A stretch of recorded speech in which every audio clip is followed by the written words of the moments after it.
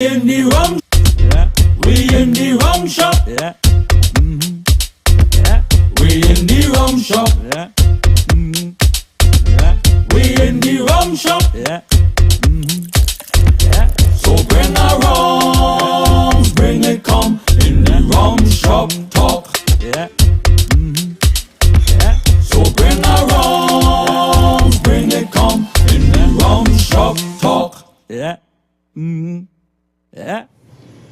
If ever there was an episode of Rum Shop Talk that could have used some rum, today is that day. Because today it cold in here. And I'm telling you it cold. But we will fight it through. We will give them some hot talk and see if that will take over. As many of you know, our co-host, Stephan Reis, is on bereavement leave. The passing of his dad, and we remember him today fondly, and we again say, may he rest in peace. Today, it is me and Dr. Stephan Matteson, and we will be going at some issues today, because we could have stick up in it, and that was an option. We had two other guests that couldn't make it because of the weather and the flooding and all that drama. And we sat down in the beginning and we said, we could stick up in today. The issues need ventilating, and the problem is, Trinidad is a place that this week's issues had to be ventilated this week, and next week it's gone, right? Let me hand it over to the doc. Yes, good evening. Phillip, it's good to be here today, and in spite of the weather, there are a lot of issues that we may want to talk about. So Phillip and I today would be drinking somewhat 20-year-old scotch. Oh boy. One good day. You know, a good rum shot chat today. One good day, my brother. One good day. But some of the critical issues, and I want to deal with, now I don't want to say one issue is bigger than the other, but I'm just saying some of the issues that have to get addressed should be addressed in the order that they came into the public space. We just came out of the Diwali celebration. This, and Shubh Diwali again to everybody, to all of our Hindu brothers and sisters and the nation as a whole. And I found that many of the releases from politicians were heavily politicized. And everybody trying to take the light of Diwali and politicize it. And I find that that is wrong. And I want to say that, you know, we have, even if it's not as acknowledged as it is in the United States, we have a separation of religion from politics, and we should maintain that, because religion is a safe space for a lot of people. You know, they retreat to that. And I don't like that he releases, and I just saying this, and I put that out there, that when you're writing greetings, even if it's from a political party, respect the fact that this is somebody's religion and a high holiday to them, and not use it to sell your product or sell yourself. You know, I saw that some members of the faith went at Dwayne Bravo, a couple other people, and I was trying to explain this yesterday. Dwayne Bravo celebrating Diwali, going and eat his curry, because you know Trinidad curry is synonymous with Diwali. And he said, my favorite time of year or something like that, Happy Diwali. And he gets some licks because in his box was meat. Well, that speaks to the ignorance of Trinidadians, because since I know myself, Diwali, if we prepare in curry, you don't eat food without meat. So I was not aware that I know beef was something, but I was not aware that a lot of people get all caught with kind this. of meat. A lot of people get caught with this. Yeah, I was not aware of that. So, I mean, that is not that is almost the same thing with everybody in Trinidad. I think that, you know, expecting people to know the ins and outs of your faith, and I try to point it out to people that when the UNC was in office, Minister Jairam C. Mangal went to an event in a Catholic church And he saw the people get up and line up to go for communion. He didn't know what they were doing, but he there. So he get up and he joined the line. And I could understand the mistake, and I told people that. Maxi Coffee put him on blast on the front page of the Mirror and Game Licks.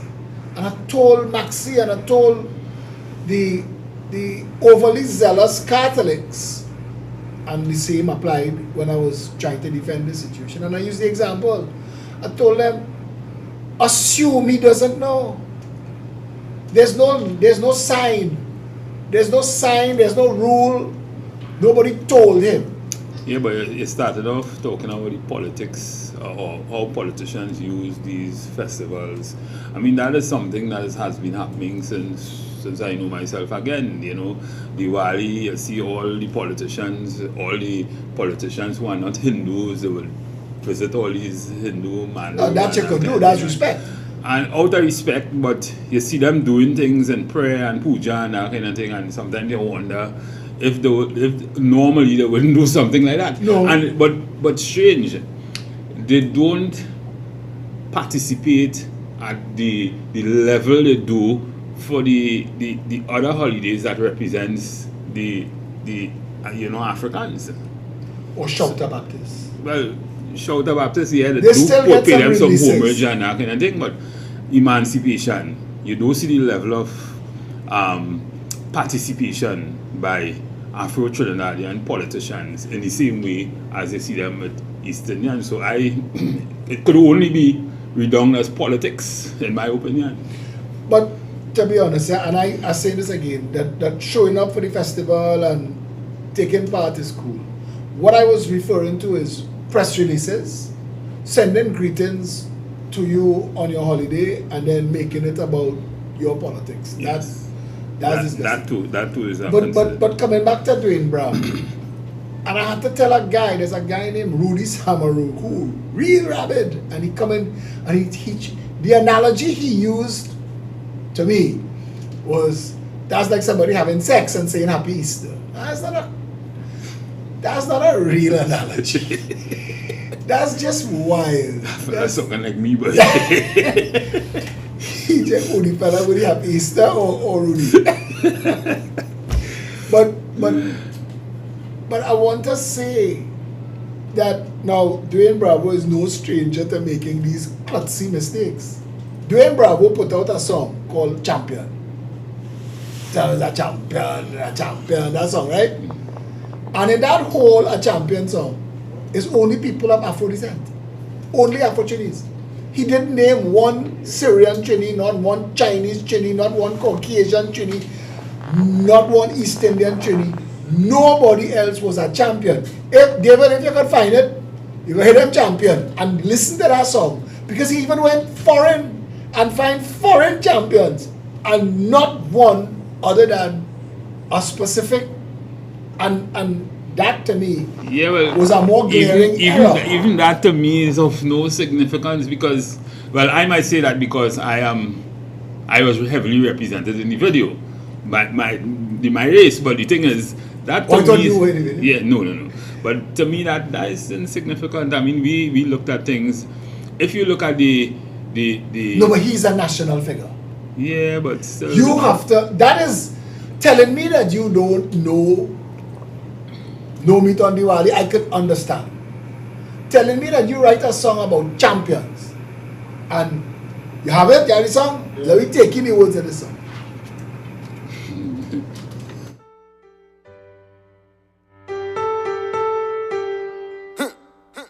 DJ Bravo, DJ Bravo, DJ Bravo, DJ Bravo, champion, champion, champion, champion, champion, champion. Everybody knows say Bravo a champion, champion, champion, champion, champion, champion, champion. Everybody know Chris Gale is a champion, Beanie a champion, Bounty a champion, Marshall is a champion, Bungie is a champion, Pollard is a champion, Lara is a champion, Gale is a champion. Don't forget Michael Jordan, Obama a champion, Mandela a champion, Serena a champion, Wendy a champion, Shelly and a champion, 958 Bolt a champion.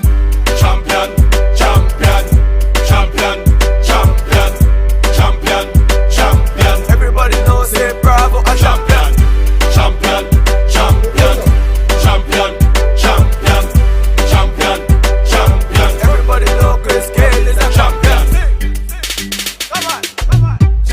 me a real champion.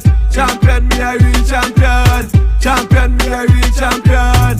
Don't vex if your name not call. We have to leave them for bad some ball. We love soccer and dancehall. We love cricket and football.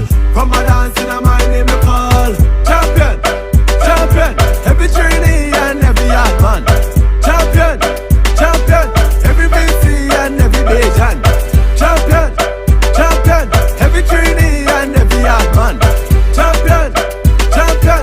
Beanie a champion, Bounty a champion, Marshall is a champion, Bungie is a champion, Folland is a champion, Lara is a champion, Gale is a champion. Don't forget Michael Jordan, Obama a champion, Mandela a champion, Serena a champion, Wendy a champion, Shelly and a champion, 958 Bolt a champion. Champion, champion, champion, champion, champion, champion. Everybody knows say Bravo a champion. Champion, champion, champion, champion, champion, champion. Everybody know Chris Gale is a champion. Reis still a champion. I have never, I don't know, first time I listening to the video, first time I listening to the Words. the words. Is in that way. insignificant, sir? And so that was insignificant. to me. But I still say that he is a national cricketer. He should have been aware that there are other people who are a champion of different races in Trinidad and Tobago. You understand what I'm saying? Yeah. It looked like the song was written monolithically. Soca and dancehall. I'm the chutney, not a champion. Yeah. And I have to say this because I'm defending Bravo on the one hand, but I want to tell him, brother, be a more aware. Yeah. And if I was doing Bravo, I would re-release Champion and broaden it and give it Dylan Carter and some of the Trinidad cricketers. I can't say that I could speak for anybody, but they have a lot of other people who could be a champion too that you could include. We had Syrian footballers in Trinidad. Let me ask you something. You know, Burchall is our champion. you are a politician, right? Yeah. A reluctant politician, a budding politician, I should say, for electoral politics. Absolutely. And we in Trinidad and Tobago, we have two groups of people that are usually synonymous with politics in Trinidad and Tobago. East Indians, who controls a block of the electorate, and you have Africans who, well, a party who postulate themselves as an African party, but their following are largely Africans, Trini Africans. What would you do as a half Syrian or a Syrian politician? Would you your main proletariat be Syrians or? No, it's not the same. And in fact, I want to say like the United Kingdom just appointed Hindu, East Indian of South African descent. I heard a comment today. Somebody said that the Calcutta ship just landed in London. That's funny. But Obama was representative of what, 9%? The Afro community is 9% as a minority in America. And you cannot get into government and consider yourself or your race. Trinidad is the only place that practices that stupidness. Yeah. Trinidad is the only country that practices that stupidness because, I mean, if you look... Well, yeah, but no, because when Trump was elected in 2016, he's an aberration. To a large extent, it was a kind of nationalist movement that kind of like put Trump in office. He overdid that and it made it an aberration. And while I want to be very careful, I'm going to fine-tune what I'm going to say. The world has gotten to a place that is very confusing. With the cancel culture, being awoke, and with all of the variations that exist now. I mean, comedians are talking about it more than anybody else because it's getting harder and harder to write a joke. Right? Yeah. And humor is when you look at the Three Stooges, pratfalls and hitting one another and stuff like that. Humor is taking a poke at things that make you. Yeah. You know? But why I ask you that though is when you listen to the comments out there about you being or you a possible candidate in a country where you have predominantly African and East Indians, and what most people are saying, apart from the fact that you're talking too much or you're arrogant and that kind of thing, apart from that. So wait, you're ignoring the people who talking about how sexy I am, well, how bright I am, yeah, and the policies that right. Okay, they say that too. They say that all too. right, but don't leave that out. They say that too. But one of the things, one of the things some people say is that, but he's a Syrian, he coming in to fix the people, you know, he talking a lot right now, but you know. Who can fix my people more than Rowley? Rowley fix my people. My people fix. I see only half Syrian and half not fix. But you see, and I want to say, first of all, our politics has been ruined by race. It's been ruined by race, and And it's an illusion, by the way. It's an absolute illusion, because when you talk about getting your section, right? So 2/3 of the country could be said to be, 2/3 of the electorate could be said to be African or Indian, and everybody else fall in one catchment of a third. That's what they say. But the reality that presents itself to us is very few people in Trinidad are purebred. Very few people could trace their race back to one race. Very few. I don't think it is a large enough percentage, that if you really wanted to be racist, Robert Amaris tells me all the time that what really affecting us is ethnic and not race. And I understand what he's trying to say. But in Trinidad, even the Venezuelans came to realize that empanada in Trinidad is an arepa, and call it what Trinidadians know it as if you want to sell it. So we talk race in the politics, and the British, when they ruled us, practiced divide and rule. That is how that tiny little island, and that has never changed. That has never changed Because they ruined what is the new world was then the third world. They probably sold the idea to the Eric Williams clan. But they realized when they came in, and I want to say, maybe Eric Williams had grand ideas, but it is such an overpowering amount of work and power at the same time that you could decide, and I feel this is what he did. I feel he decided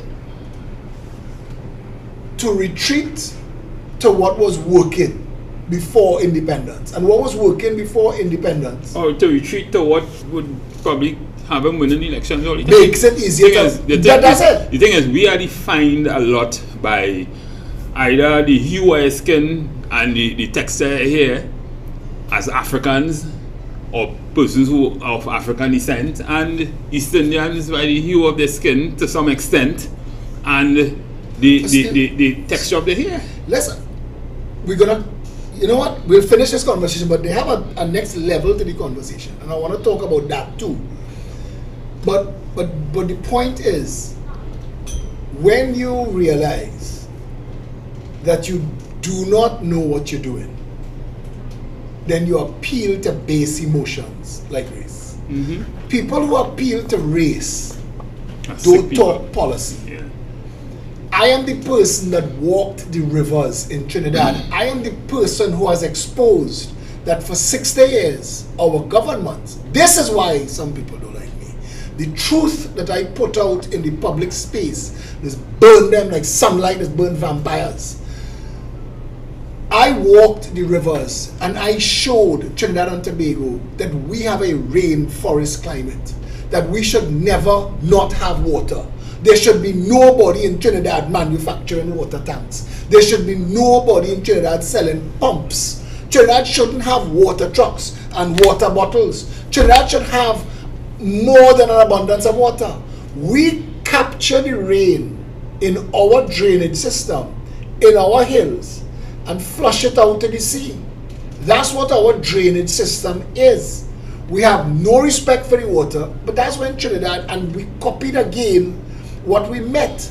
We met how the colonizers was managing the country when they were living on half of 1% of the country. We just continue to build that and copy that without understanding that at some point, Wrightson Road is named after an engineer that reclaimed all of the front of Port of Spain, all of South Key, everything. The sea used to lap against the Red House walls. When you reclaim, at some point, even if you flatten it out to keep the sea, you make a bowl. So when you used to be able to just wash it out to sea, you can't anymore. Now when the Queen's Park Savannah flood, Independence Square will flood. You could time it. You could go and run jockey boat from the Savannah down Frederick Street, down Henry Street, down Charlotte Street, down Pembroke Street, because it's going Independence Square. And they're going to flood Independence Square, and they're going to flood South Key because it's coming from the hills because they have nowhere for it to go. I am the one who told Trinidad and Tobago that retention ponds in Port of Spain, that if we dig up from the cathedral to Hyatt, where the Brian Lara Promenade is now, and go down 30 feet and build a massive retention pond underneath Brian Lara Promenade, cover it back, people could walk on it and enjoy themselves as it is now. The water will have somewhere to go and not just pool. And when the sun come out, you can pump that to wherever your reservoirs are, and we'll never lose that water. The water that we call flood is the water we want in our taps. We don't manage any of it. We, as a country, these are the issues that do not get discussed at the level of conversation. When you do not have an idea how to manage something as basic as the free bounty of water from the sky, you're going to come to people and appeal to the race. Vote for me because I'm black. Vote for me because I'm Indian. But how has it helped Afro-Trinbagonians? That's the question Afro-Trinbagonians have to ask themselves. PNM. How has it helped them? PNM has had economic, legislative, social control of this country for almost 50 years. Almost 90% of our independence. Yeah. They have had black Trinbagonians should have no problems. If you say that there are people who saying I come in to fix Syrians, then who fixing black people? Exactly. Who fixing them? Who fixing Mova, Beatam, Lavantel, Sea Lords? Who is fixing Patna and River Estate and Bagatelle and Covine and Rich Plain and Mason? Who fixing La Puerta and Saganga and Abipujar and Big Yard and Scorpion and Never Dirty and Waterhole and Cocorit and Point Kumana? Who fixing that? All of our crime that they wanted, they bring out 113 new police today to run down that kind of poverty-fueled crime. Comes out of those 90%, I can't say all, but comes out of impoverished communities. Edinburgh 500, Mbakade, the whole train line. Trinidad has been run into the ground, and they've made sure that the education system for black people, for poor people, is a different education system to the prestige school system. It's paid for by the same government, is run by the same minister, but they know it's a different syllabus, a different curriculum. They know the best teachers go St. Mary's and Presentation and Holy Name. They know that, Queen's Royal College. Well, because it is an insult to reason that you could have a country this small, have 200,000 children as your total education system, and not be able to manage the 4,000 teachers and the $5 billion in funding and get all of the schools to function at the same high level. People of African descent invented what we know as science and mathematics. They were writing in Africa when the people in England was still running around naked, eating raw meat. And I want to be clear, so nobody can say it's because black people stupid. We say this in Trinidad. You hear people say this in Trinidad, that they had. When you hear people talk, it's upset me. It's upset me the way they speak.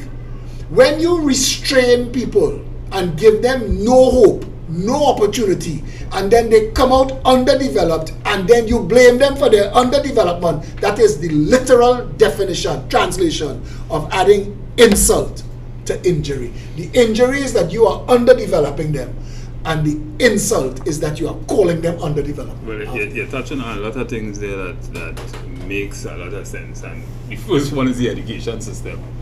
In my opinion, the education system is designed to create mass workers. Leave a lot of people right? behind, yeah. So the people who, if you look around the most wealthiest people in the world today, they don't have what probably I and some of the people who have 3 and 4 degrees have, right? But they are the most wealthiest because they understood that they didn't need to go to school to get a job. You understand? Absolutely. And to a large extent, the schools, our education system in particular, does not teach you how to leave school and be self-sufficient, leave school and be an entrepreneur. It teaches you to, programs you, I should say, to pass an exam and look for a job after, compete on the job market. The thing is, I view this all the time with students. From the time the term start, everybody is exam centric. They want to know what coming in the exam because all they are focused on is passing the exam. But your boy Bogan say that it's a certificate mill. Right? So it's a certificate mill. And the thing is, at the end of the day, they come out of school with all these fancy degrees because they focus all their life in school on trying to pass an exam. So they come out with these lovely degrees and they can't think. They can't functionalize. Exactly. So all they do is read what's in a book, regurgitate it, put it on an exam paper, and they look good. And they call themselves bright or educated. But you see, but they're really not intelligent. They can't critically think. And but again, that goes to the heart of the failure of the system. Well, and this is what I'm saying. What is the purpose of that education? We have an education system that is supposed to prepare you for a career so that you can have a life. Correct? Mm-hmm. What careers are available to people in Trinidad and Tobago? Who knows? Who tells you? Where is the planning? The government has no clue. And I've said this to people before, that if the government said that Trinidad and Tobago was aiming to excel, I'm going to use India as an example. The reason Sunak is Prime Minister today and that his wife, father, Infosys, is a multi-billionaire is because India recognized the power of information technology from the 70s. Yes. And India postured itself. It started by being the call center of the world. Yes, remember? yes, I remember. People used to call in to Indian call centers to get directions how to use Microsoft and how to use all the other apps and programs that came and went.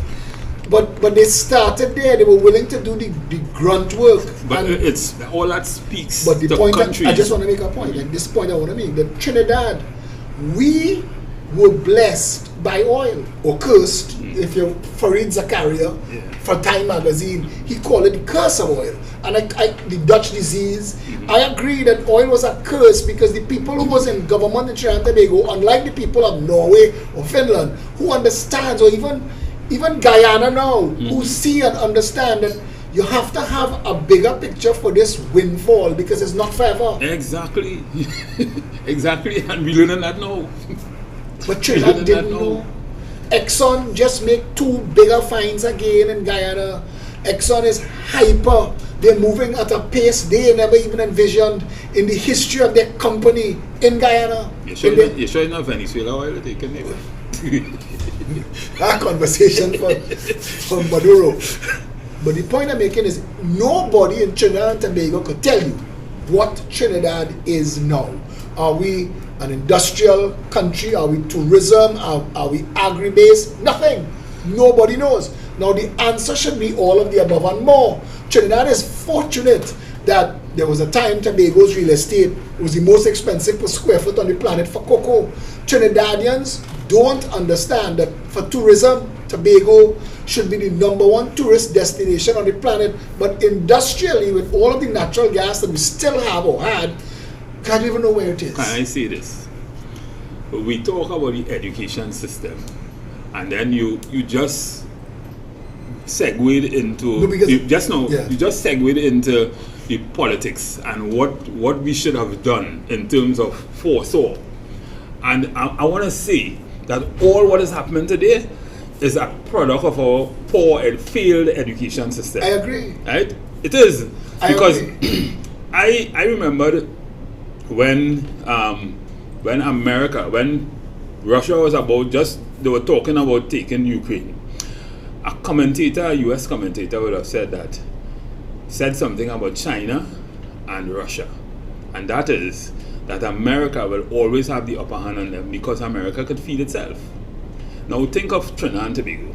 Small island, had a lot of resources, predominantly land. What's the land space in Trinidad and Tobago as opposed to the amount of people living? We are 13% of the land. Thank you. So you were saying that we have a budget for agriculture of $1.33 billion as opposed to a budget for education of somewhere upwards of $5 billion. What does that say? What does that say to common sense? And that's the point, because you see, they can't put money in agriculture without knowing where they're trying to go. Trinidad was food self-sufficient up to the 70s. We used to export food. We were a net food exporter. If you can't tell Trinidadians that we are going to be in the marine industry, we're going to be building ships, we're going to be servicing ships, we're going to be stocking cruise ships, people don't understand. A lot of people don't understand. The whole cruise industry is premised on excess. That you buy a cruise and people just go to the cruise just to eat. They eat for about 5 days straight, right? They say food don't ever run out on a cruise ship. But food runs out in the pantry. Food runs out in the storeroom. And every time that cruise ship stops, they're taking back in stock because the food running out. And Trinidad could have been a major supplier to that. Shipping, the world's biggest shipping ship, was just launched. And the first stop it made was Singapore. Singapore is a massive shipping country. Shipping is transshipment is probably going to remain the biggest growth industry until 3D printing becomes the norm and you could print where you want and eat at home. But the truth of the matter is, we, the people who are going into secondary school and the teachers who are supposed to be guiding these children, short of telling them, become a doctor or a lawyer, you don't know what degree could help them get a job in Trinidad. There are people with useless degrees in this country that are doing other jobs. Exactly. Exactly. My point exactly. The thing is, you have a lot of people who went to school, get a degree, 2 and 3 of them, and come out looking for a job. So, really, when you think about, there's no real education planning, because you would have a university that could, with a capacity to do a number of different things. If you were to peg what the university is teaching to the needs of the country's vision, the country's mission, that kind of thing. So you have everybody want to go and study HR. Everybody want to go and study because it sounds like something. Everybody want to go and study marketing. Everybody want to go and do an MBA. But nobody is doing, and the universities are allowing it. Because right? The university is making money selling foolishness. Good. A master's degree, nobody in the world should be able to qualify for a master's degree unless you have 10 years work experience in the field. Right. Because now they want to say that with additional knowledge, you are a master of this craft. Exactly. There are a lot of people who just go in and get an MBA. It means nothing. It means nothing. It means nothing in the You are not a master of the craft. In the whole scheme of thing, because really and truly, and that's the next thing, you know, in the US, for instance, the laws of demand and supply work. So, if you have X amount of people graduating as probably a aeronautic engineer, you have competition in that area for the best engineer at probably American Airlines or wherever. That is not the case in Trinidad. No, because you see in America and in first world countries, the government works with industry, the government works with stakeholders. Exactly. And they say that we are going to be broadening, like information technology, come back to that. We are going to be expanding into this field. The reason jobs go overseas, when you hear Donald Trump and people like him talk nonsense, jobs go where the professionals are. Yeah. Jobs go where the workers are. Exactly. Not just bottom line labor for packing a box. Jobs go where skilled labor is, where people who understand how to build an iPhone. Exactly. And if the people who building an iPhone is in India and China, you're not building it in America. It's not just price. Exactly. Apple was charging for their products beyond what the market would pay. Steve Jobs told, and I read his multiples of biographies, and I even read this guy Suzuki, who worked with him from the start, and they were talking about Steve Jobs' vision. He was saying that people will pauperize themselves for a proper product. And he was intent on showing that. So that when Microsoft tried to launch Dune or Zoom or something as a music playing device, he took over the music industry. He killed CDs. He killed records and any remnants of any other device with his iPod players and then the iPhone.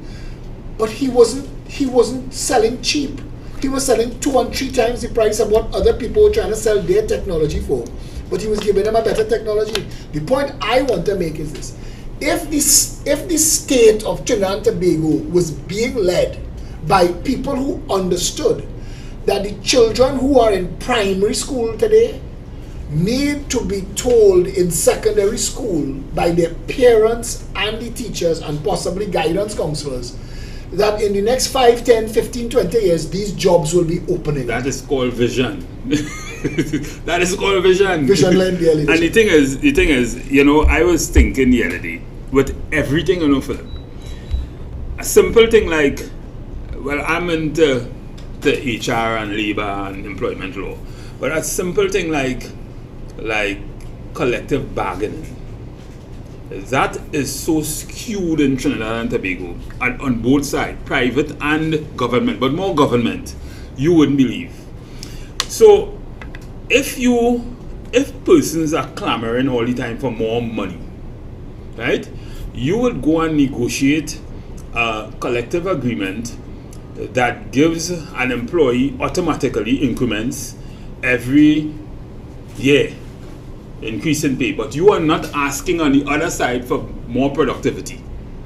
So the thing is, if you understand how economics work, if I hire you to work for me, and I pay you $20,000 a month, say, I know from your efforts, from your productivity, I'm making $100,000 on that. Does that occur? Anybody thinks about that in collective bargaining? The answer is no. So a union will sit down and they will make these demands. And the demand will be that you pay a worker X over a period of time, and on the third year you pay him Y. But nowhere in that agreement says how you would measure that worker's performance and peg it to the increase in pay. And that's the problem. And I also want that's to the say, problem. That's why our systems are cracking. But you started by saying, and it goes beyond the company too, you started by saying the worker wants more money. But nobody just wants more money. People want money for what money could get you.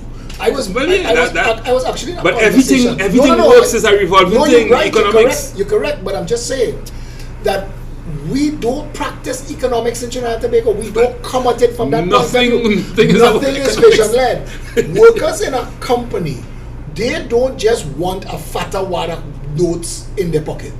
They want to know that I could get value for this money.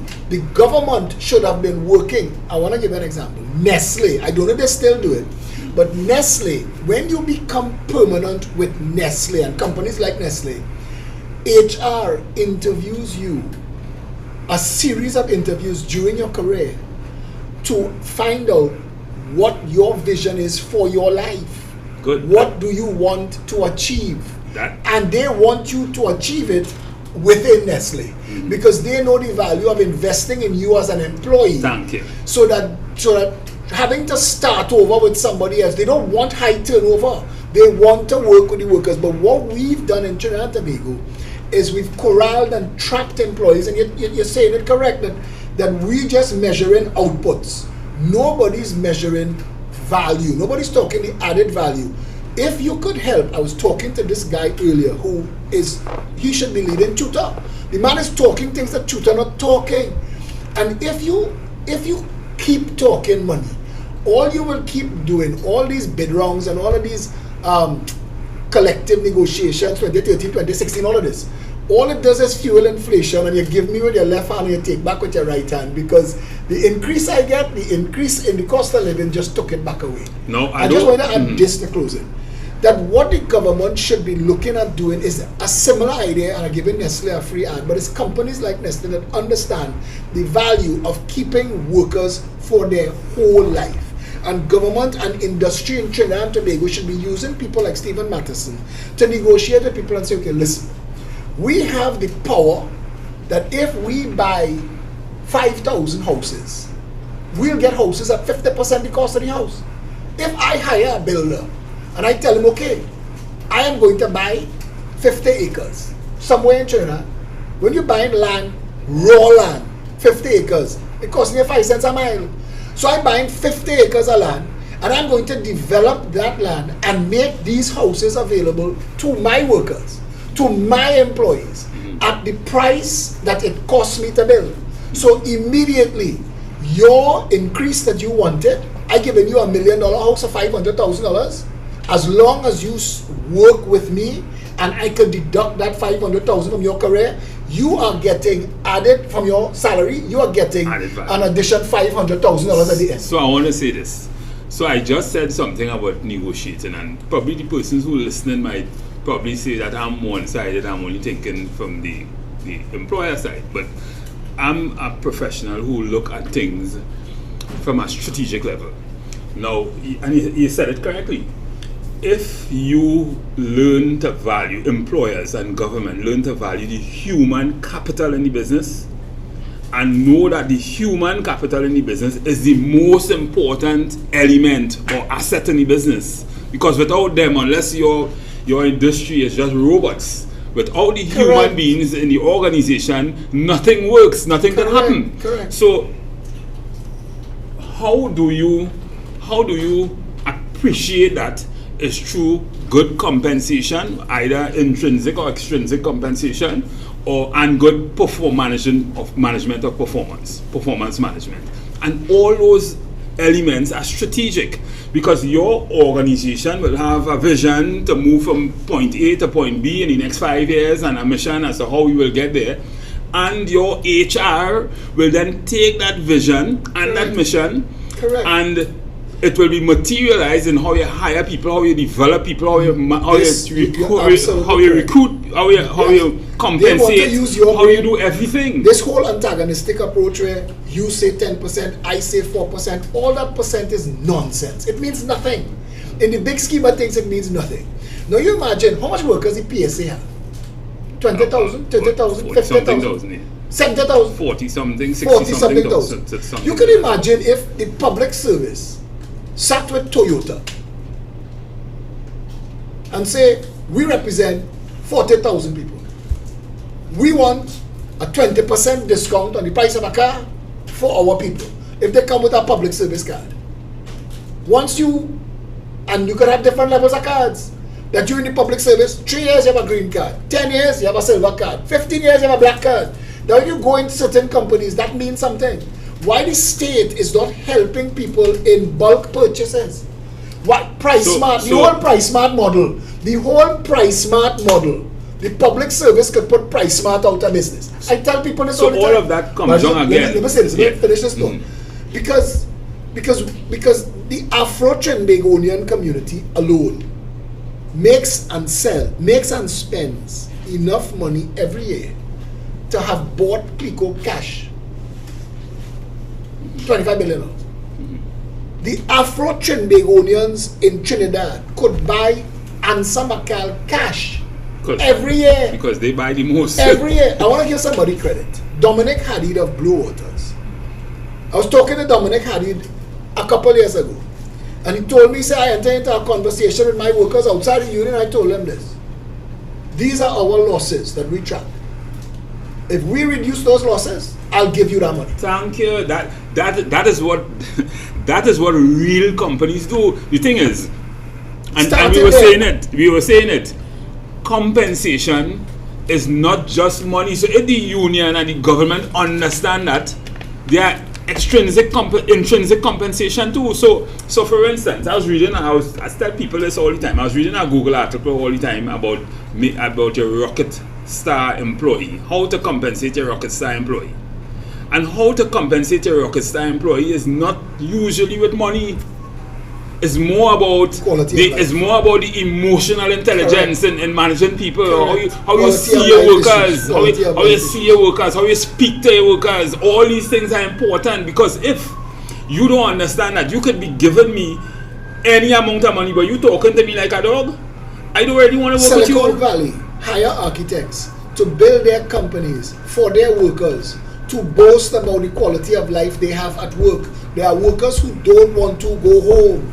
That life in the office is so much better. If you want to sit down on a beanbag, sit down on a beanbag. Yes. If you do your best thinking playing ping pong, there's a ping pong room. Yeah. And there's a reason. Human beings are not cattle. We are not beasts of burden. But Trinidad, we are. But we dumb our people down.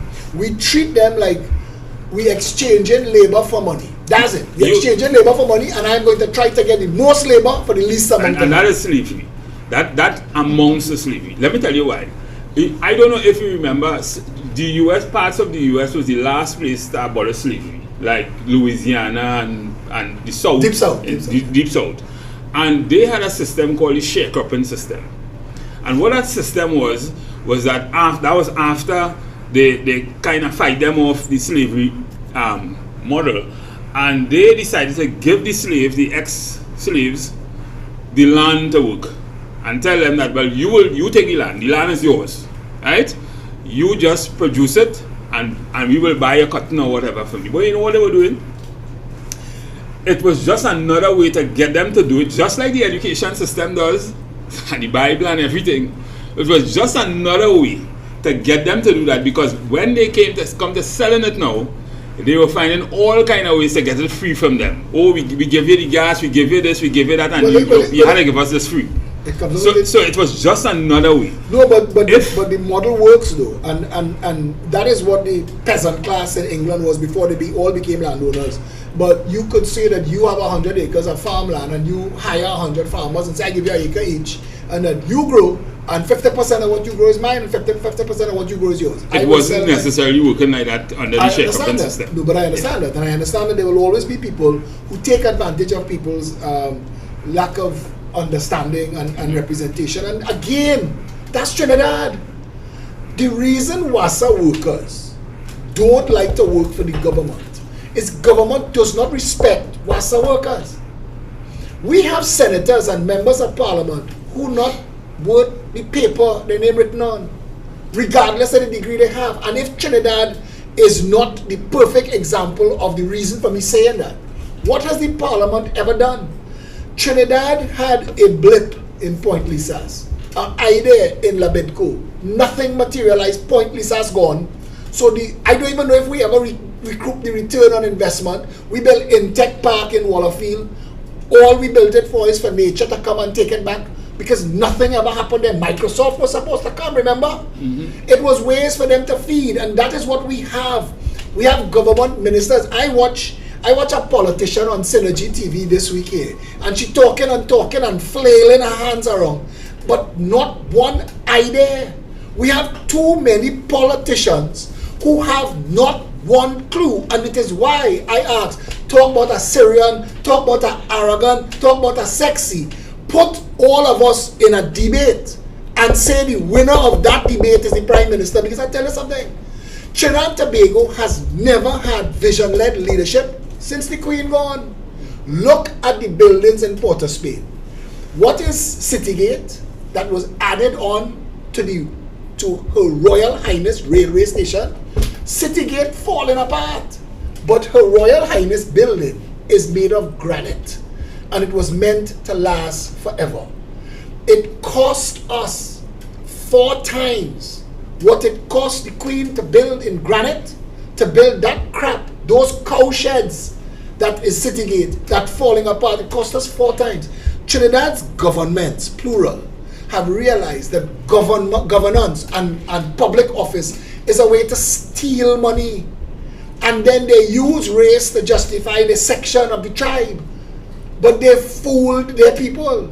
East Indians in Trinidad and Tobago succeeded in life not because of the ULF or the UNC. In fact, Bastio Pandey and the UNC sold them out. It was Bastio's Pandey plan that John Rahal executed that shut Caroni down, without any idea for all that food producing land, for all those farmers.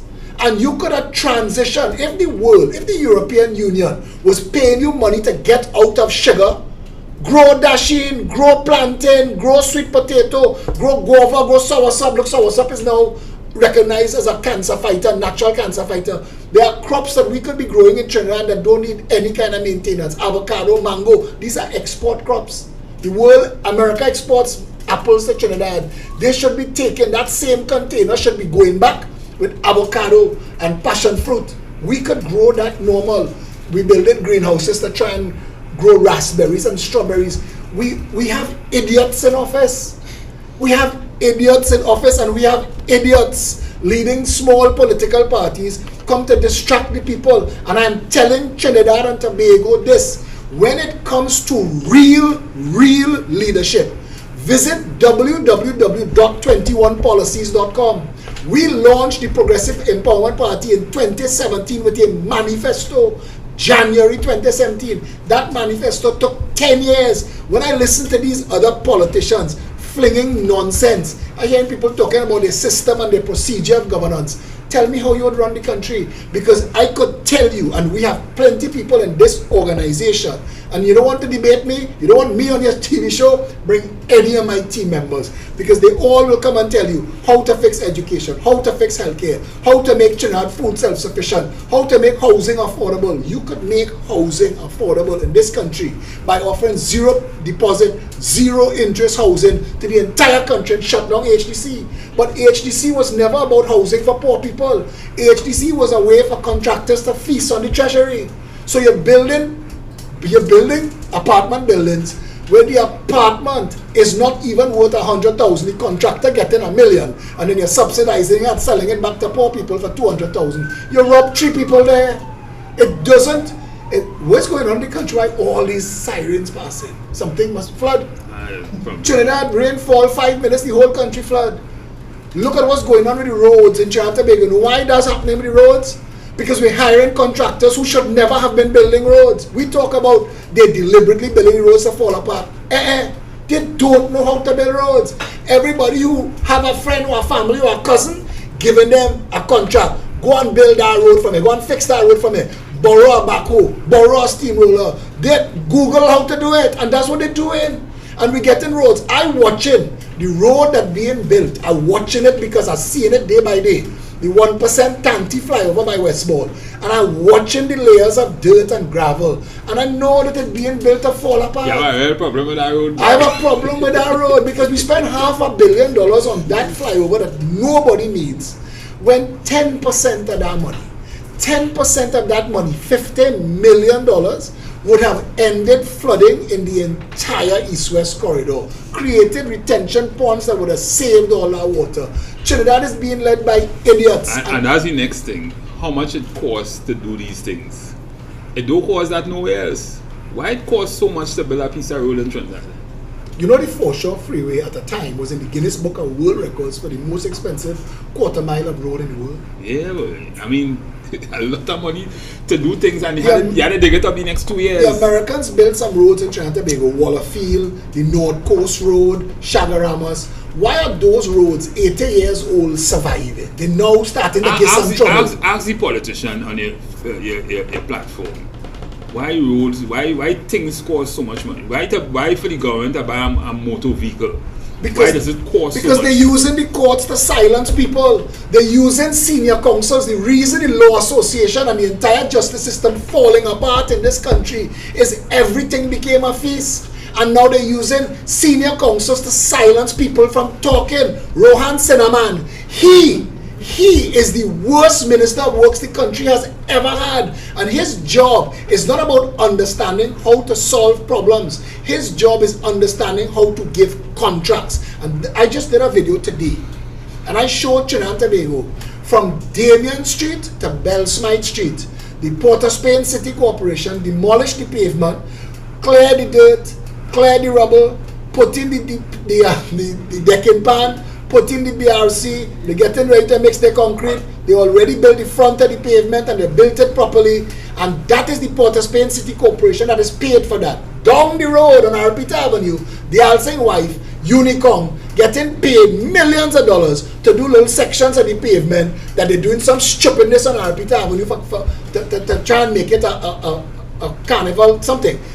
But the point I'm trying to make is, and I've asked this over and over, if URP could build the pavement, if CPEP could build the pavement, if local government could build it, if Ministry of Works, so you have a whole set of duplication because all of them getting paid by you. They already funded. Yeah, all of them getting paid, all of them working, and all of them could do the same thing, and all of them was designed to do the same thing. If that is not criminal, what is? If that is not criminal, what is? We spent $500 million to refurbish a standing red house that could have built 10 more red houses. And Trinidadians, Kamala Prasad Biseso, who won that job, Gary Griffith, Michaela Pandey, all of them who raised their hand, hire me. Not one of them talking about these issues. And these issues have to be spoken about.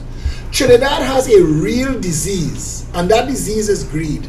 And that greed is a secret society of contract mafia operatives. You know why people are not talking about it? Because they don't understand how it affected them. They don't understand when you take $5 billion to do something like that, where that money is coming from. I was listening to a commentator on the radio on one of them PNN radio station, 995 by Evening, talking about they don't even want to pay tax, but they throwing things in the river and that kind of thing.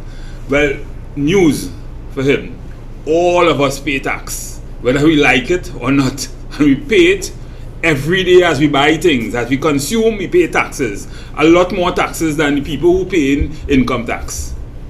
So the thing is, you're not working, you're paying tax too. Everybody pay tax in Trinidad and Tobago. The Minister of Finance so the money, that tax money that you're paying is what is going in government consolidated funds so that they could squander it in the way we're talking about. But absolutely. And the Auditor General used to have a role to play. The Auditor General and the Solicitor General, these are people that have roles to play in society. The reason legal briefs become contract in the Attorney General office, the reason all this going on with Nelson Gate and Anand Ramlogan and Amo and Faris, the reason is because the state has become a feeding trough for lawyers. And the Solicitor General, who used to determine where briefs went and what prices were paid, all that was changed. The Auditor General in Trinidad should have to review the budget before the Minister of Finance could stand up in the Parliament and talk the foolishness he talking. Call member just told the people of Trinidad and Tobago, for distraction, well, we balancing the budget, we found an extra 2.5 billion that we didn't pick up in our calculations. Brother, if you could misplace $2.5 billion in your calculations, they should fire you today. 2.5 billion. 2.5 Not billion. 2.5 million. But he's trying to say that this is a win. That's some real silver lining views, boy. You as minister misplaced $2.5 billion. How much more did you misplace?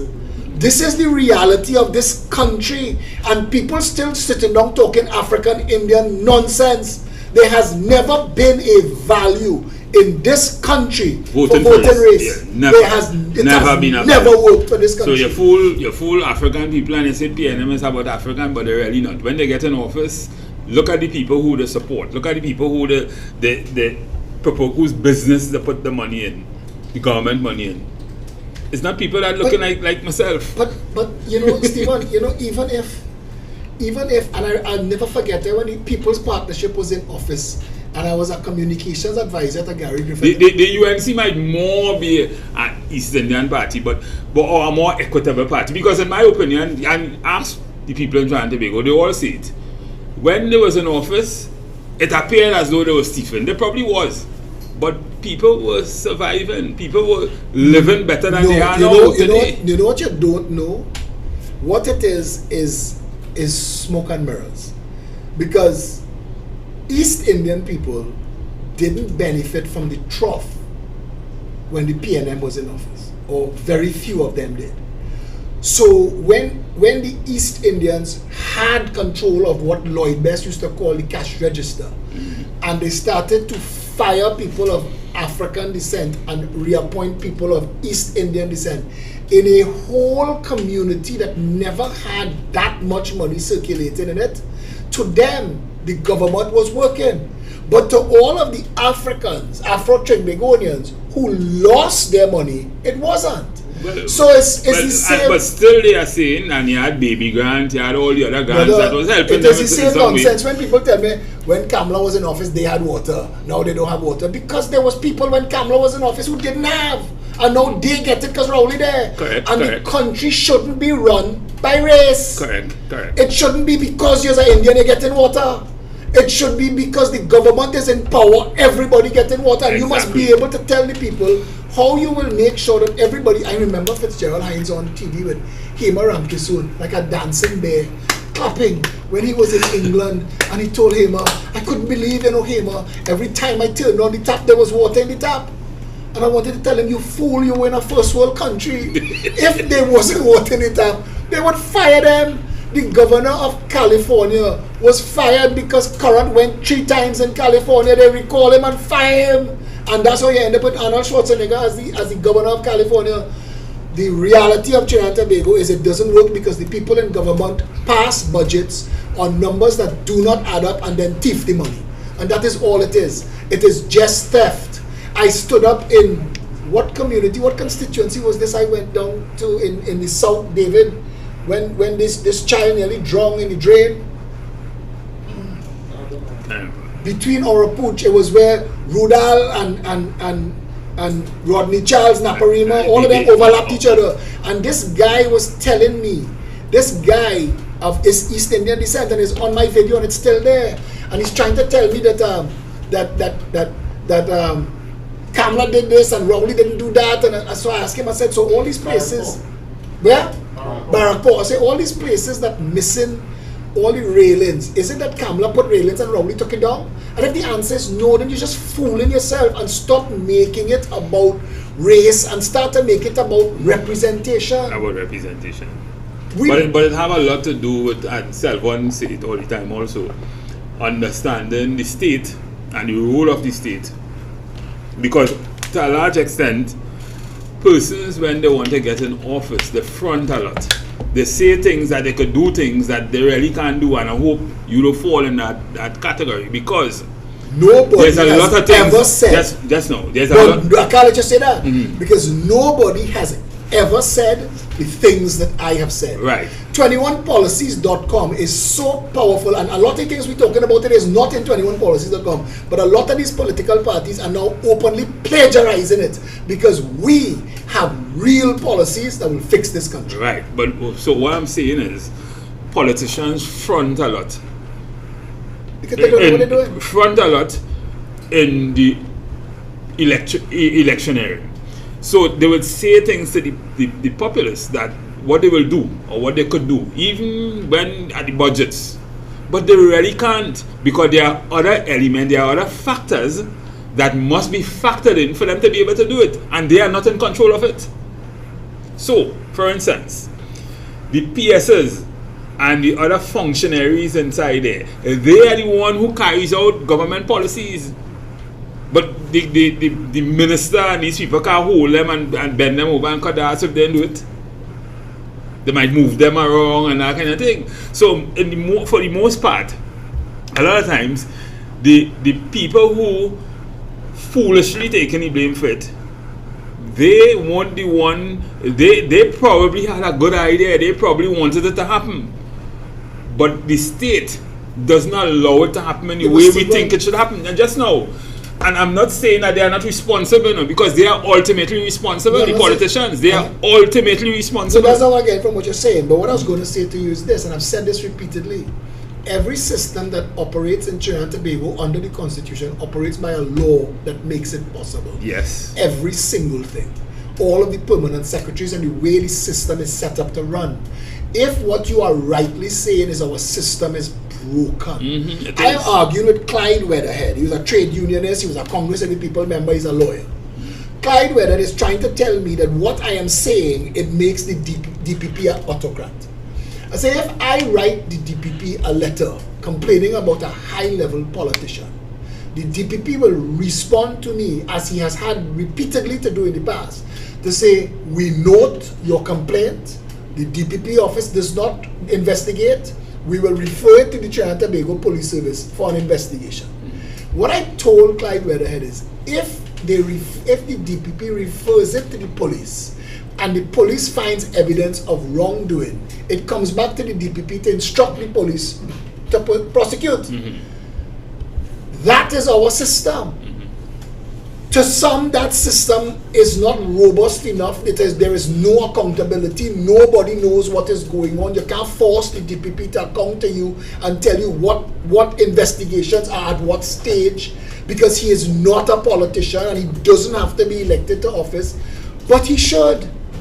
He should be, because of the power of his office, he should be accountable to the people. I watched Patrick Manning send police to lock up a Chief Justice. And I see the current Prime Minister, when the entire Law Association wanted to pull this Chief Justice down, he said his hands tied. Governments play the fool with people, and the public, jaded, and some of them lazy with their democracy, allows the fool playing, and we make memes and we make jokes, but we are burning needless tires in this country. The day the people of this country stand together, and again, because of the bad weather, we had to postpone what was happening this Saturday. But we have a mass public meeting on the 19th of November at Bamboo number 1 at our Bamboo office. And we are going to have proper contributions from people who understand. Where exactly is that? That is opposite Grand Bazaar, the northbound highway by the big playfield. I'll tell you, we have a guy in Trinidad called Dr. Ray Phillip. And because Dr. Ray Phillip relies on contracts from state and private sector, he can't speak out. We have people in Trinidad gagged either by the terms of their employment or by the terms of their wallet. The promise of a contract. Economic realities, right? But Dr. Ray Phillip, if he was the Minister of Transport, he could end national traffic in this country. I have all of the documents sent to me from all of the ministries that are connected with this building, this voter padding that they want to do in San Fernando West. And the speed with which all of these ministries say we have no objection, and you know, David, I should have sent it to you. We'll do it again for next week. We have no objection, we have no objection, we have no objection. You should have objection. You should have objection to the voter padding between two schools. You should have objection to the voter padding where we were growing, where we had our seedling nursery in St. Augustine. But the people of Trinidad and Tobago, because it is so easy for them to say one from column A, one from column B, race both, your race do it, my race had to do it now. Trinidadians don't understand, and the majority of the voters don't get to see the world. If the majority of the voters, got to touchdown in Singapore, just touchdown. But they could read it, they could go on YouTube I and find know, but there's a difference in walking in a country where they tell you, try it. Walk with $10,000 cash and your cell phone. Put it on a table in a food court. That is my phone and my $10,000 cash. And go and get your food and come back. And your phone and your money there. Nobody might touch it. In malls in Singapore, the malls don't have locked doors.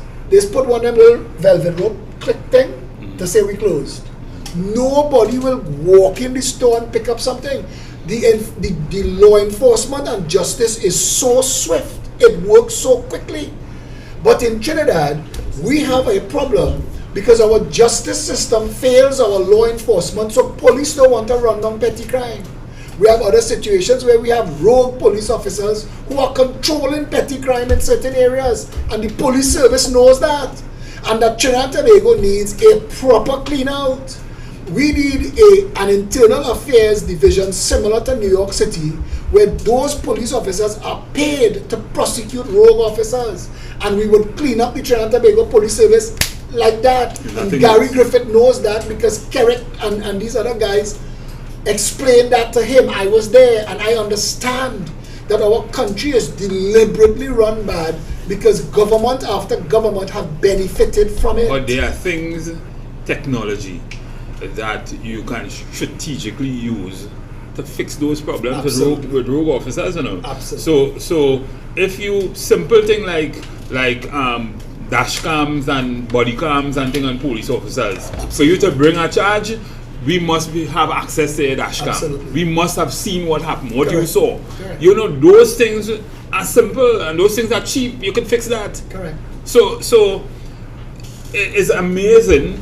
We have some kind of age-old laws on our books, like obscene language, annoying language, and resisting arrest and all them kind of things.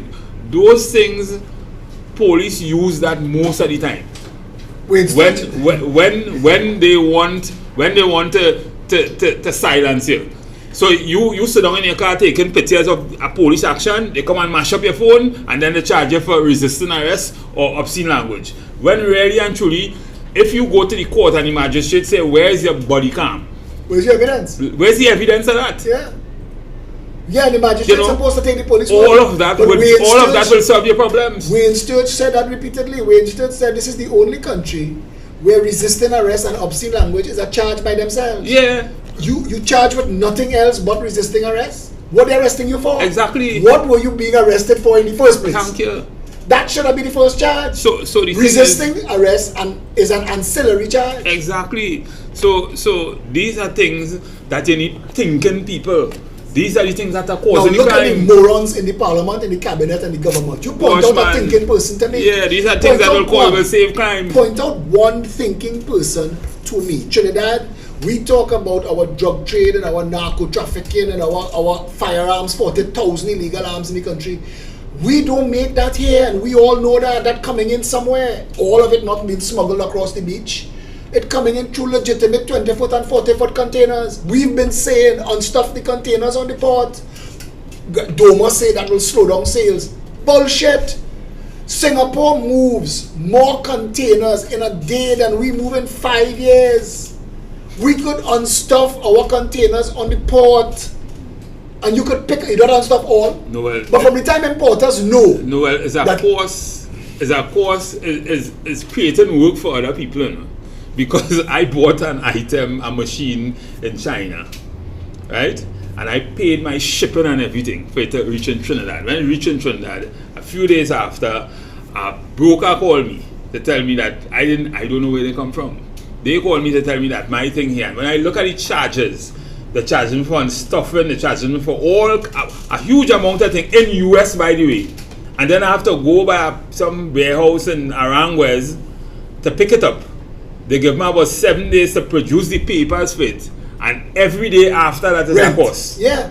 But you see, everything set up to fail deliberately. So it's set up for these people here to make money, Mr. more Man, money on you Mr. after you Man, purchase your stuff. You can't it's pick just a crazy. single person, a single demographic. Look at the elders, they can't get their pension. Look at them on the price of medicine. Look at them on home ownership, the banks, how the banks treat them.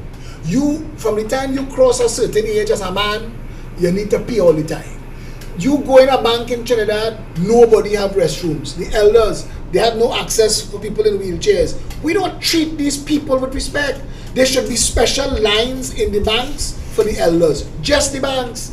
The groceries offer a special day. Monday, elders only. You could come, but people on crutches and in wheelchair, the handicapped. There is no group. There is no group. You can't say women happy. Women not happy. It's a frightening place if you're a woman. We are Neanderthals in this country. We prey on women. I have a thread, a conversation on social media, and two people speaking on the thread, and I realize one is Sean Luke mother and the other is Andrea Barrett father, and I realizing how insane this country could be, that two gruesome acts of murder, those families could be just in my thread.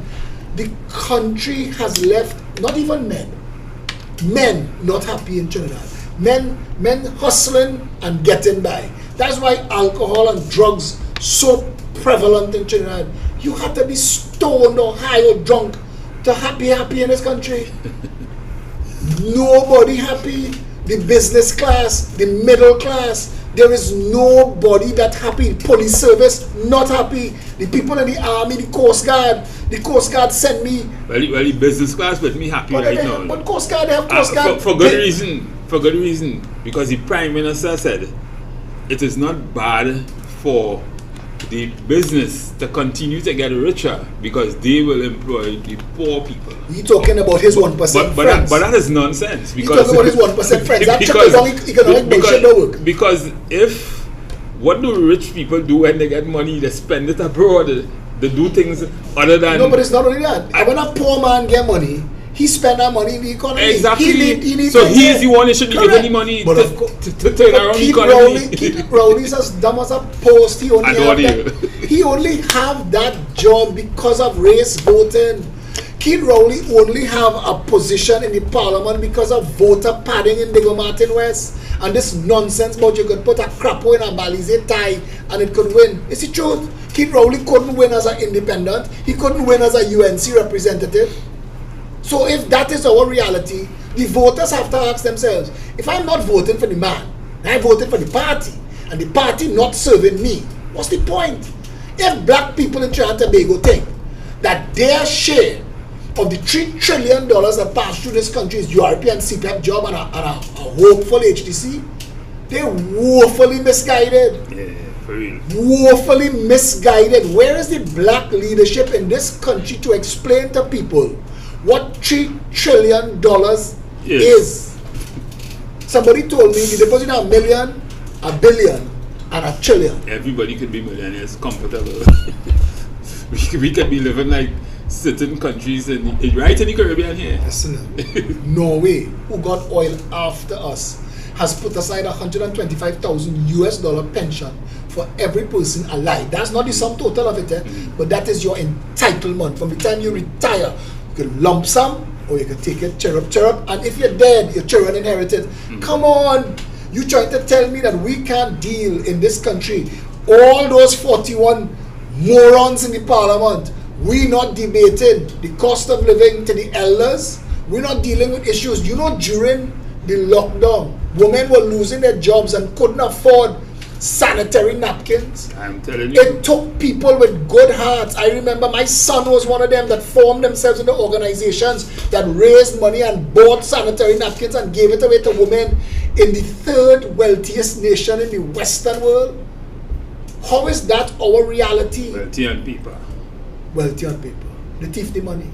They thief the money. David Rudder said it in Panama. They thief the money, thief the money, thief the money, thief the money. They thief the money. And you cannot continue to accept. And I want to say this because a lot of that sound like bad news. But Trinidad is so blessed. This country's cup runneth over. We could quickly become wealthy and more powerful than Guyana. Trinidad per square foot is, I think this is biblical Eden. There is nothing you could do wrong here if you wanted to do right. But we have people in office who only want to do wrong. When the UNC came into office and realized that Faris Arawi building at 1 Alexandra Place was wrongfully done, they were to terminate that lease with Nahus. Instead, they went into their own bacchanal inside our building, doing outfitting of the building for $20 million. $20 million are building up the street, twice the size, sell for 10. Trinidadians have to wake up to the reality and stop defending foolishness, because while you're fighting race and suffering, people who are in your race giving away your patronage. Giving away your patronage. That's what they're doing. That's unfortunate.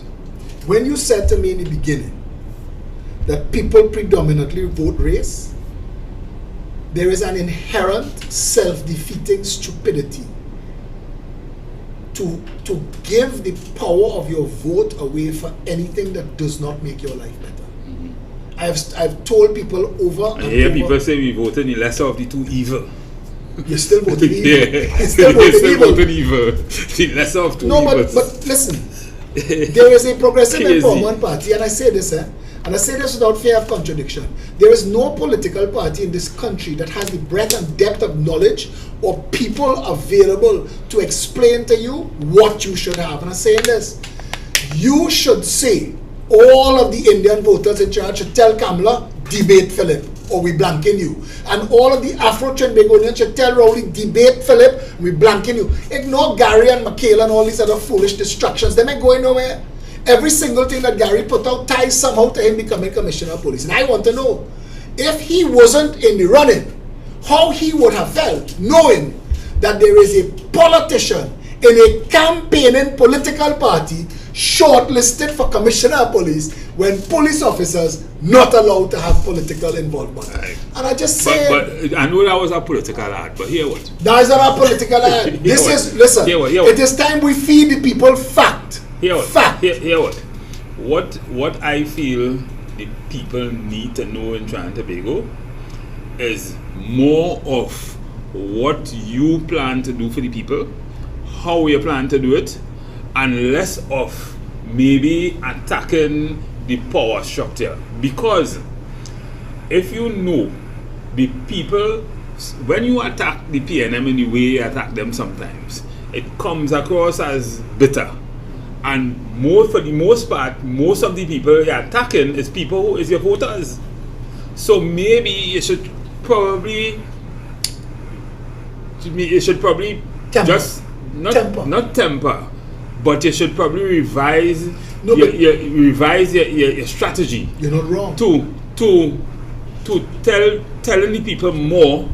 You can show them, but telling the people with good examples, show them how you will do what you want to do. I want to tell you, the reason I get the massive support that I get, especially on social media, is because how frank and honest I am. Yes, I want to remain so. But I want to say this to you, no, but you're not wrong, and I want to tell you this. I have to combat the media block with a counter shock of my own. I have to work as hard as I do. People tell me I work harder than the parliament. I am every single day. There are days I put out 2, 3, 4 videos. I solve problems. I am all over the country. Somebody said, but you was just in Diego Martin this morning, in Takariva this evening. But that's, I know, and I tell them all the time, no politician could say, they sent for you. They sent for me. I volunteer in for you probably the richest man, the biggest philanthropist in Trinidad. If you work out the hours that are not being paid for, yeah, because I have been in the definition of public service. We were supposed to bring Rolling Thunder on this show today.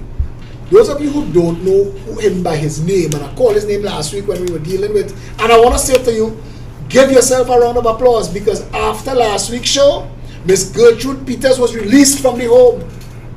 And there are other people who are reaching out to me now, whose family and loved ones are trapped in homes. If I pick up the phone and I call the home and I say, this is Phillip Alexander and we are calling to find out about so, they say, listen, have their relative come and pick them up. Because they understand that we will come at them and that we will solve the problem. I don't want to get sidetracked and forget that when you speak from the middle of the road. Stephen Matheson comes on these shows, and I respect that you do, because it's not supposed to be politics. And Stephan not here today, so we went down a little political road, because we normally wouldn't, not from the Progressive Empowerment Party anyway. But the point I want to make is, there are a lot of people in this world who do not live in Trinidad. People like my brother, who raised his children in foreign jurisdictions. My brother's children are Canadian. They're 29 and 30 years old now. And Trinidad is a lovely place to visit for them, but they're not Trinidadian anymore. He still miss home. And there are a lot of people I was by a family in San Grande, because one of my aunt died over the weekend, and somebody was telling me about your brother, how much they listened to him and how much he saved them and their families during the COVID-19. And he's going to be at our November 19th public meeting, because he's our Minister of Health designate. I was talking about Dr. Ray Furlong before, because he's somebody that I speak to regularly. His understanding of traffic,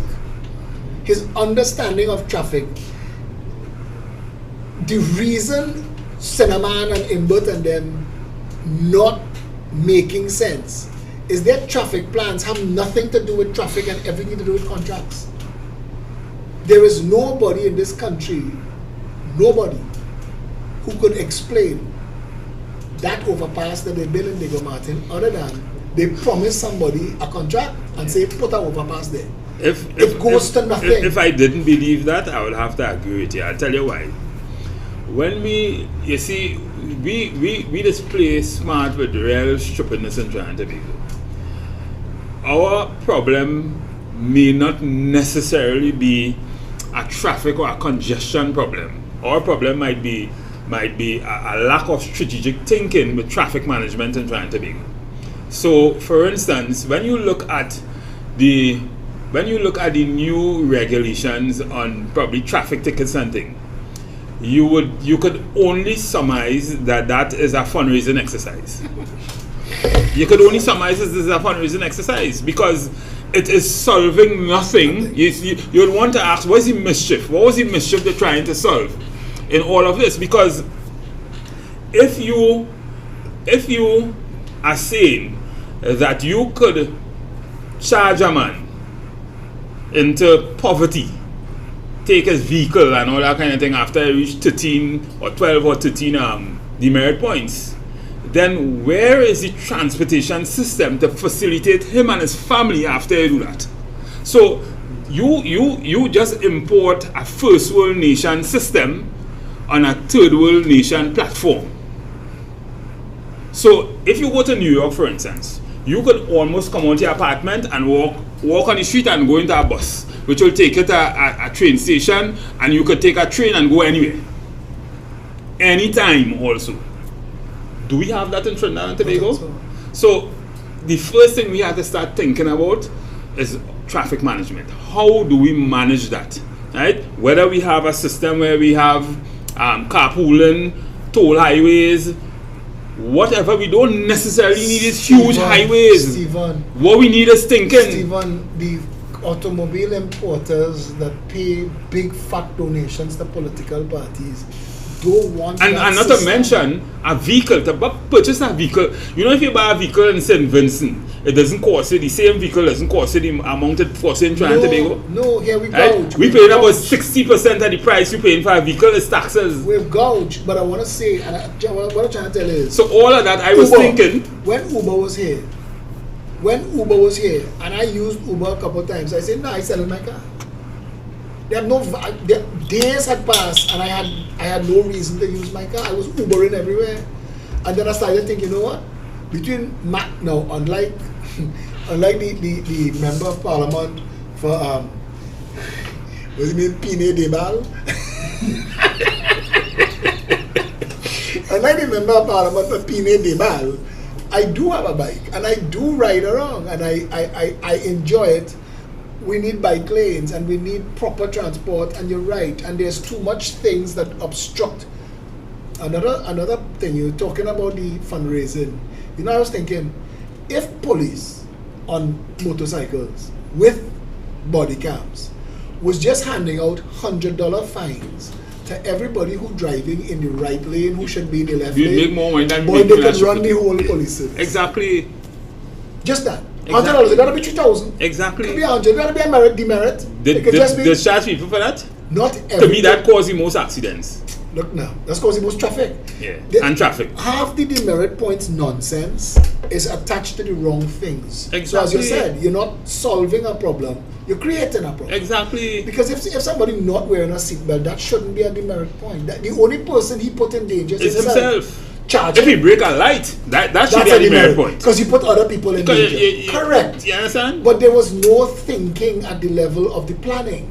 And then they go in the parliament in their shirt and tie and bamboozle the population with their bacchanal and crosstalk. And Trinidadians don't even watch the parliament channel anymore because there's nothing. Waste of time. There's nothing there for nobody. Waste of time. There's nothing there for nobody. There's nothing that gives you hope.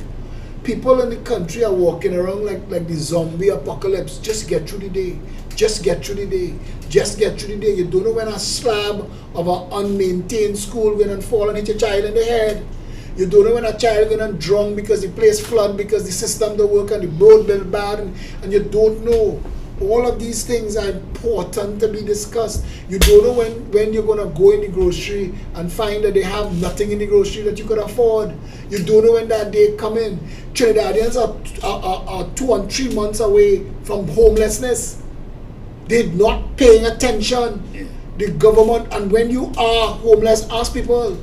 A lady just called me to talk about they cut off her current and they cut off her water because they want her off the piece of land that she have 16 years she living there and she should have some kind of benefit, and there's nobody for her to go to unless People are really on the edge. there's nobody to turn Really, to. really on the edge. I wanted Wayne Sturge on the show to talk about the justice system and the inadequacies of the complaints, and there's no way to report people.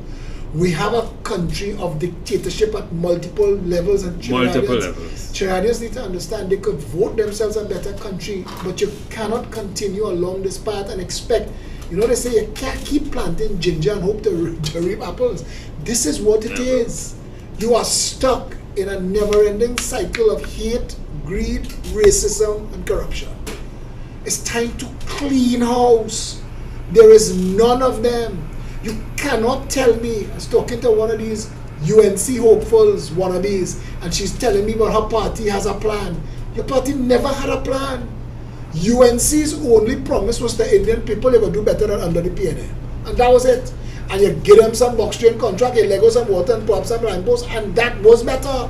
But it's not enough in a country that could make the kind of money and provide the kind of quality of life. If you were serious public health, you could have fixed some important things. Kamla Prasad Bisasa was a minister of education. She could have fixed education. We could have outlawed the SCA. It don't take 5 years to do that. Cancel it, abolish it. Make all schools 10-year schools, transition. And you don't have to go far. You don't have to go. You see, you don't have to go far to figure these things out. Nope. You don't even have to travel. Nope. You can Google it. You can Google it. Finland's education model is the highest in the world. Finland don't have homework. Finland has sent their children to school from 7 years old. In Japan, the first 3 years of school from the age of 5 is learning manners and how to get along. Trinidad and Tobago, we have these children, as you said earlier, we're making employees. Yeah, so they say that Trinidad has the highest, the second highest literacy in the third highest literacy. Who said that? In the country. Well, that's the survey say that. Just Which survey? Let me explain that to you. Right? So that is the not Guyana, that is the Barbados and Cuba. Right? Now, when we talk about literacy, we talk about almost everybody get an opportunity to go to a primary school free and then go to a secondary school if you pass the SCA or the common entrance or whatever. That is what they measure that by. But what they should say is that for the amount of money that is spent in Trinidad and Tobago on education, we have the highest level of functional literacy But it's two different Because things. people aren't able to critically But- think. and They're coming out with all kind of degrees, But that's the point. but they can't work. You could read a book and you can regurgitate, but you can't think. You Exactly, you can't can't think. logically deduce. You can't make assumptions, and from those assumptions draw conclusions, which is the foundation of science. Exactly. We have nothing like that going on in Trinidad and Tobago because we don't encourage it. Thank you. And we don't. But when you said that compared to Cuba that have the highest standard of medicine in the world. Yeah. Cuba Well, that have the best agriculture in the Caribbean. Cuba that is engaged in gene splicing and food technology. That Cuba. Yeah, but they said Cuba is the most literate country in the Caribbean. But and then, of course, Barbados, and then, of course, Trinidad and Tobago. But Barbados that don't have nothing that we have, that just had tourism. And let me tell you something here. Barbados, on its best day, want to grow up and be Tobago. Tobago is the best country, the best island in the world.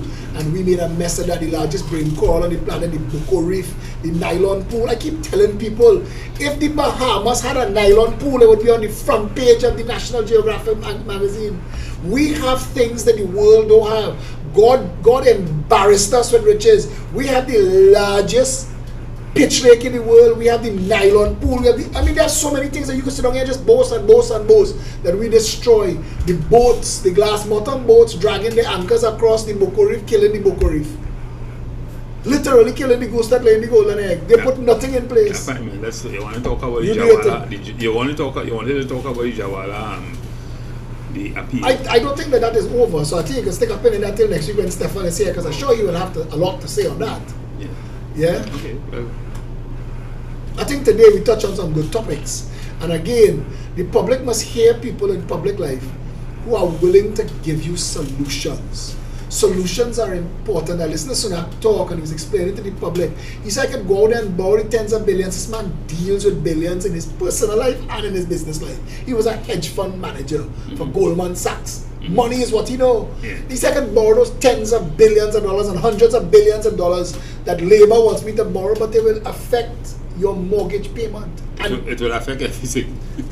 but what he's trying to explain to the public, and what our politicians don't explain to the public, is every time government moves, it affects the value of the money in your pocket. Exactly. And the value of the money in your pocket is what workers and labor and unions should be talking about.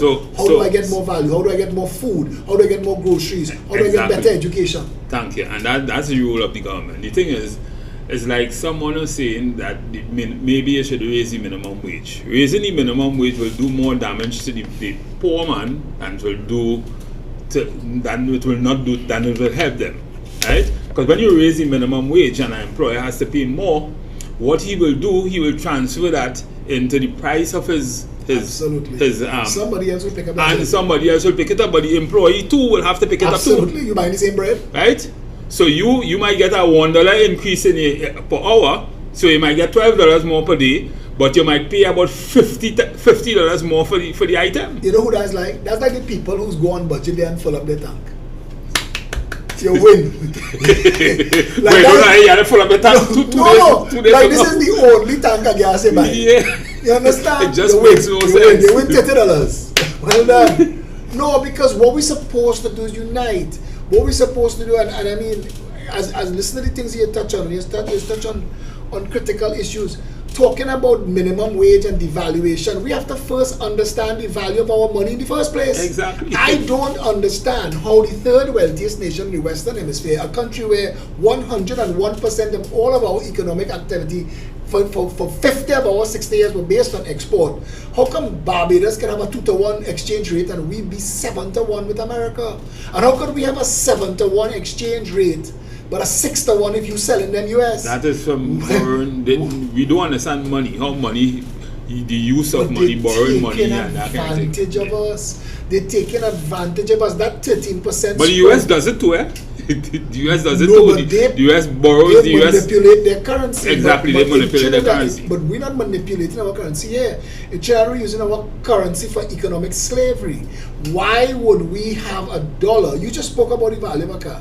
Why would we have a dollar 7 to 1 US, but 13 to 1 in purchasing power? Yeah. In purchasing power, in what you could get. I tell people all the time, if you dig in a hole in America and you dig in a hole in Trinidad and you're getting $10 an hour to dig that hole, what you get for that $10 is what matters. Exactly.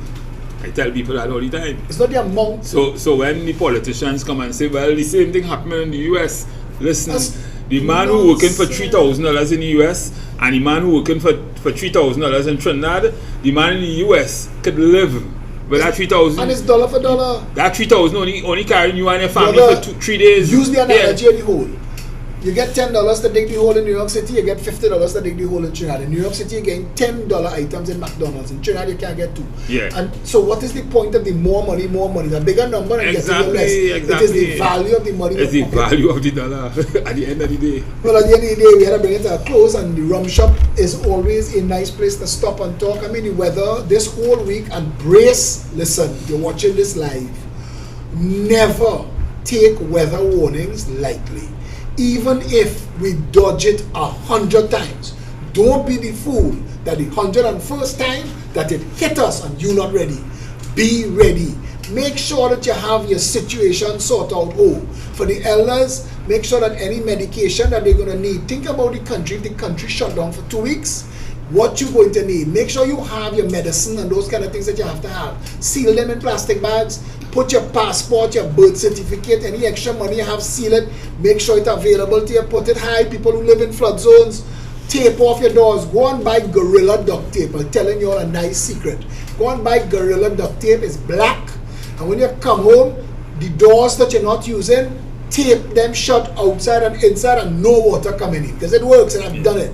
Right? What people don't understand all over the world, and I've heard persons in Sri Lanka say that what the government should start focusing on is climate change, because what is happening, these new weather systems is not normal. We've never seen them in the world. The thing is, climate change is what is causing these kind of weather systems. Look how many storms have been developed out of Africa in this hurricane season. Almost every day you have a new one coming. The thing is, climate change is creating these kinds of weather system, and we have to be very, very wary about how we protect ourselves against it, because it is not normal. It's not a normal kind of rain and that kind of thing that People falling. realize the volume of ice that falling into the sea, cooling the Humboldt current. The Humboldt current is what makes that figure 8 between Europe, Africa, South America, North America. And when it passes and it picks up the hot air from the Sahara Desert, that's what starts Exactly. the centrifugal. That is what creating the whole thing, fueling the whole system. So that's hot air. so we have to pay attention, because we're not only just talking about sea level rise, we're seeing the effect of sea level rise on our east coast. Mayara getting eat up. Mayara getting eat up, and nobody's talking Manzanella, and nobody's talking about these things, because we have governments that come in there for a minute just to thief money. Let us as a nation take a minute to realize that the countries that work, when you see England fire 3 prime ministers in 3 months, understand, those people take their government seriously. If I hire you to do a job and you're not doing that job, Or you're less than truthful. I don't care who you are, I will fire you. I will fire you. And Trinidadians, and that's the meeting we're having on the 19th of November. We It have is this- time to talk about firing them. Yes. It's time you go. Just go. But guys, today Thanks was a lot good for joining episode. us in the Rum Shop. Stephan, we're looking forward to you next week. Thank all of you who are watching. David Welch and crew. David is our massive producer. Satish Ramsaran, our studios. And you're seeing the volume of shows coming out of the Progressive Empowerment Party. David did a wonderful show last night as a youth arm. Yes, and they I had looked at it. a lot of people give me a lot of feedback today. It was a real good show. So Felicia Holder will be here, I think, later on tonight with the business affiliates of the Citizens Union. So great work, David, and great work, Satish and crew. Well, Stephan, you more than carry your share of the conversation today. I want to say thanks to you. So bring us the applause. Yes, well, today was a good day. People, Trinidad and Tobago, and we touched on a multiplicity of issues that are affecting Trinidad and Tobago and governance, and we look forward to having the show next week. Right? We in the rum shop. We in the rum shop.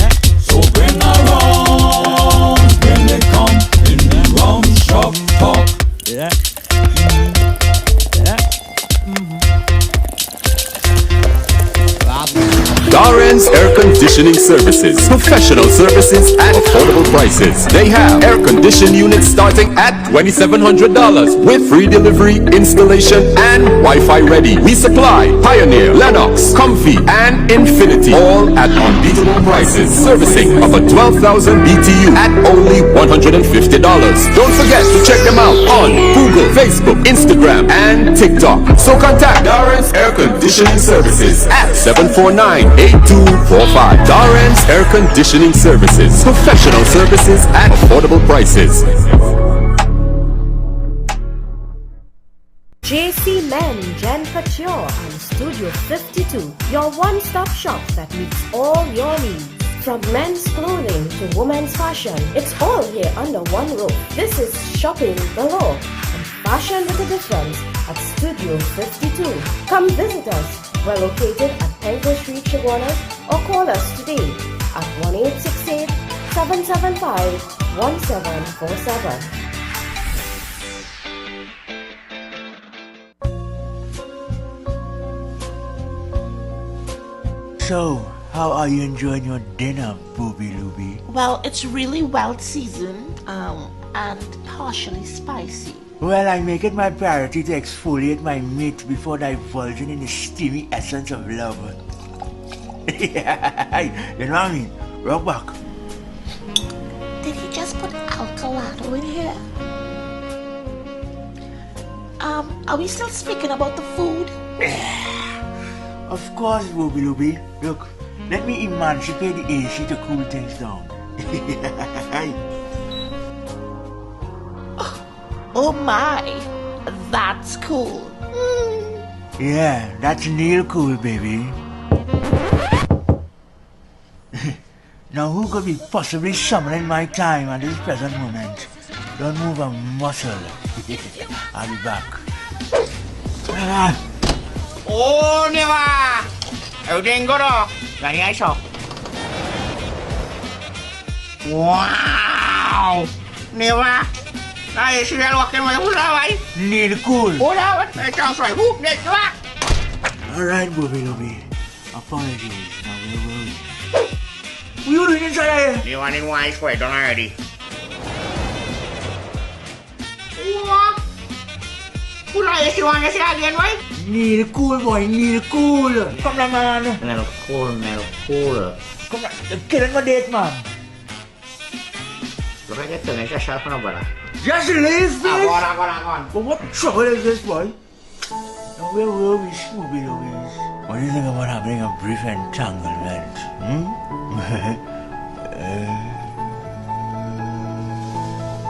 You have any more ice?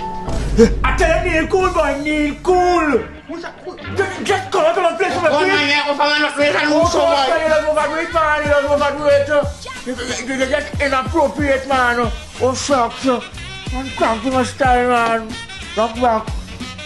If you're looking for the coolest of the cool, just call Neil Cool. Guaranteed to have the best prices and after service care. And if you're looking to save big on your electric bill, ask about the AKL units, 7 years on compressor and 2 years on parts. So call them today, message on Facebook or Instagram and get cool. Stay cool with Neil Cool.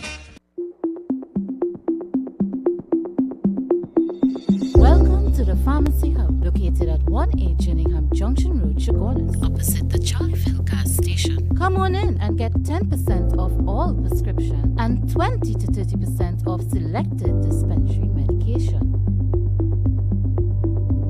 At the Pharmacy Hub, we have a wide range of over-the-counter drugs to provide the best quality of health and fitness to you. From personal care items to stationery and toys, the Pharmacy Hub has got you covered. The Pharmacy Hub, providing the best care at the best time to you.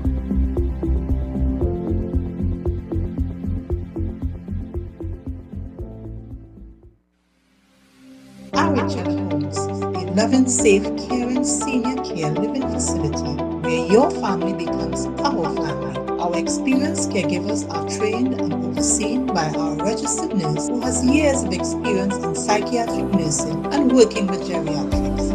We provide a safe living environment for your loved ones. Come and visit us. We are located at 4 Roads in Diego Martin. Richard Homes, we are family. View us on Facebook, Richard Homes. Contact us at 684-2873 or 468